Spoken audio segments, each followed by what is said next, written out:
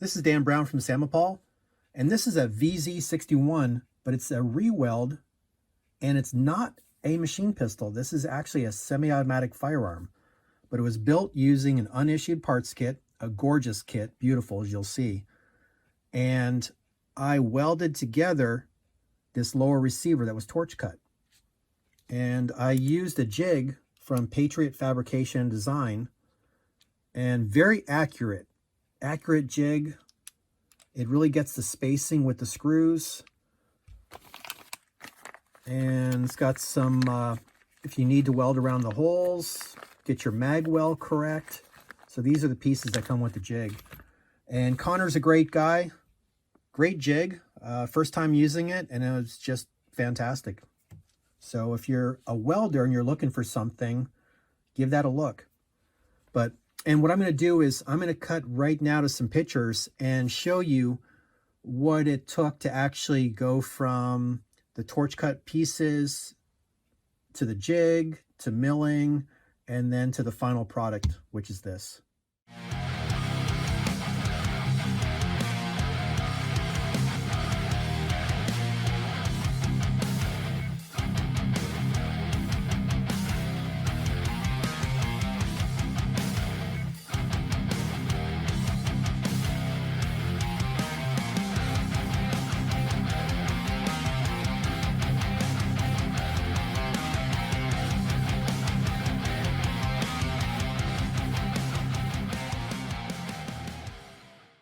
Okay, as you can see, actually, there's quite a bit of steps involved in really having a Reweld come out like this. And I'll just do a quick summary of it. You probably saw in the jig, wow, how are those torch cut receiver pieces so tight? Those gaps are so small. Well, what I do a lot of TIG welding even before I put the pieces in the jig for tack welding. So I actually TIG weld and dress down the welds so the pieces fit like a jigsaw puzzle piece. So that way the gaps are minimal to minimize shrinkage and warpage. So that's why those gaps were so tight. And that's how I can really maintain the accuracy, you know, the spacing, the mag well, all that stuff. The jig just sets you up for success. But closing up those gaps before TIG welding the jig, to me, is a must. So it works for me anyway. That's my method. It's a lot of extra work, but it gives you the accuracy that I'm looking for anyway. So, and as mentioned, this is a numbers matching parts kit that I used. And we'll go over the numbers here. So the upper receiver, and the last digit is covered for customer privacy. So you've got the upper receiver with the number. And then you've got the serial number on the bottom. And the SHE is the factory code for Česká Zbrojovka Uherský Brod, CZUB. And the manufacture date was 1975. The cross swords for military acceptance. And before I forget, the folding stock actually has the serial number. It's very light, but the folding stock will actually have the number there. So the original Skorpion has those three areas with the original serial numbers. And original Skorpions do not have any factory markings on the side, except for some stamps that go through production, like you see that stamp there on the upper, some stamps here, but you don't see any real markings on the side, and I wanted to keep it that way.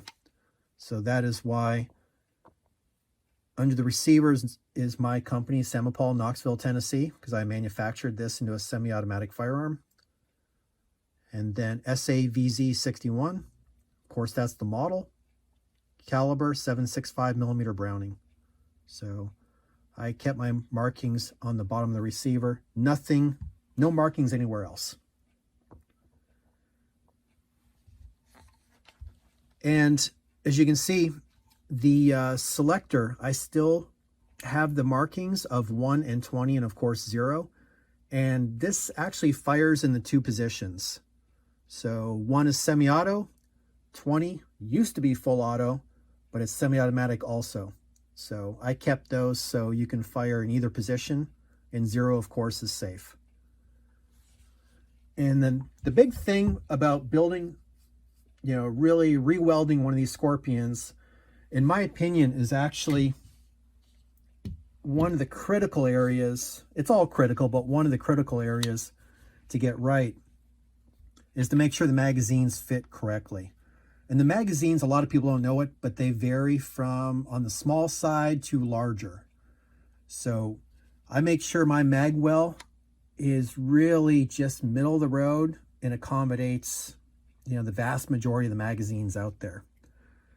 And then what I do, I minimize the front to back movement, and that's minimal. You could actually have more movement back and forth. And the movement back and forth doesn't matter, except you just want to make sure it feeds correctly, and you want the bolt catch to work correctly. And then also I make sure the magazines are drop free. So all my rewelds will have a lot of time making sure that magazine well is as perfect as possible. So, and I've got a variety of magazines from small to large to test. So again, magazines, I put a lot of effort to make sure it's really just the best magazine well as possible. So we'll go ahead and take it apart. We'll take a look on the inside. And the first thing you'll notice is the rate reducer mechanism is installed. And of course, why not? It actually serves as a buffer. So, and people will ask me, oh, isn't that a full auto part? No, the rate reducer mechanism has nothing to do with making this a machine gun, nothing. It just delays the bolt during cycling, but it doesn't create full auto fire. And as we all know, full auto fire is you squeeze the trigger and then you squeeze it once and it fires more than one round.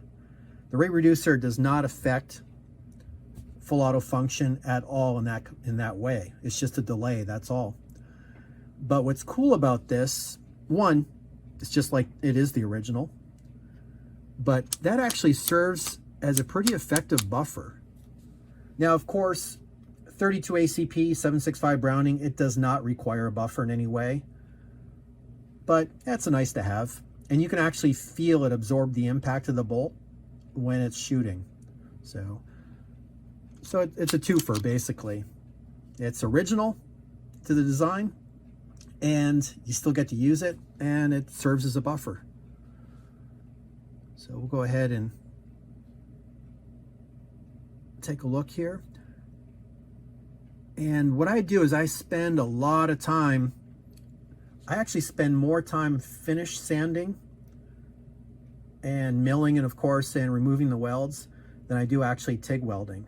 It's that the difference between a good reweld and a really nice one where the welds are blended very, very nicely, it's just a lot of time. There's no quick way around it. And I also I try to reproduce the chatter marks where the welds were. So that's from an end mill going on the side. That's what causes that. So I replicate the chatter marks. No reweld's perfect. It's just not possible to make a reweld absolutely perfect, but you're going for the best possible outcome. So we'll just take a close look here. Inside the magazine weld turned out pretty clean. Again, that's just a lot of hand filing. There's just no way around it. And when rewelding, of course, you'll see that slot there for the full auto trip arm has been filled in with weld. That needs to be done first before you even weld the pieces back together. So you need to actually make it a semi-automatic firearm before you even weld the receiver pieces back together. So I'll make sure that's done.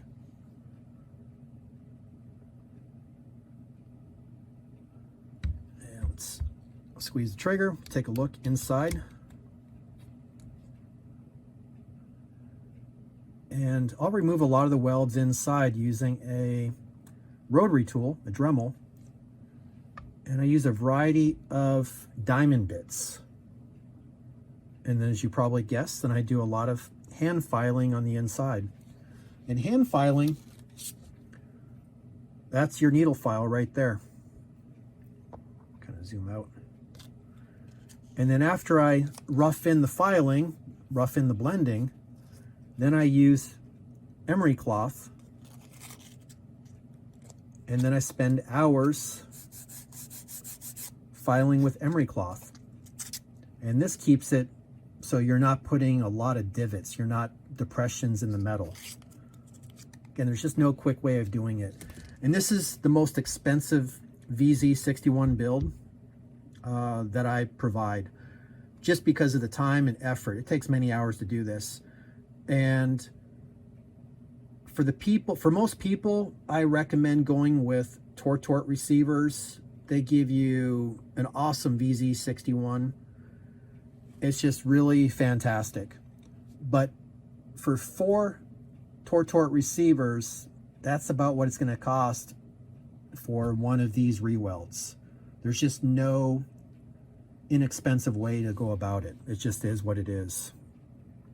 Just the labor, the effort, and as you can see, I always polish the feed ramp on the lower receiver for feeding, as well as I always polish, no matter what build, if I barrel a receiver, I always polish the chamber opening and the ramp there.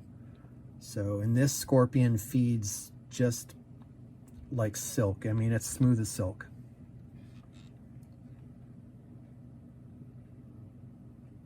So I wanted to show a close-up of one of my rewelds and show you, yeah, what you can expect if I do a reweld for you. And if you made it this far in the video, thanks for hanging in there. And if you have questions, need information, please contact me and I'll be happy to help. Thank you.